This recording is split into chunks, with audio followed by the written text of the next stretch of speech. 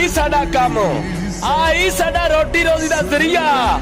और इस काम दे विचों ही असां सारे जिंदगी दे ख्वाब पूरे करने ने। इस काम पिछे बड़ियां लोकां दीयां मिन्नतां कीतियां ने, बड़े लोकां दे तरले कीते ने, लेकिन अज रब दा शुक्र अदा करने हैं कि असी भी उस्तादां दी लिस्ट शामिल हो गए हैं। लोग सानू भी उस्ताद सदे ने। अल्लाह जिंदगी करे साडे उस्तादां दी, जिन्हां दी वजह नाल अज असी कामयाब होए हैं। और सानू साडे वालदैन दीयां दुआवां आण, जिन्हां दी दुआवां दे सदके नाल अज रब दी जात सानू इज्जत दित्ती है। एक काम औखे जरूर ने, लेकिन की करिए, काम जिंदगी दे विच इंसान नू करने पौंदे ने। और जिहड़ा इंसान काम नाल मोहब्बत करदा है, रब दी जात उस इंसान नाल मोहब्बत करदी है।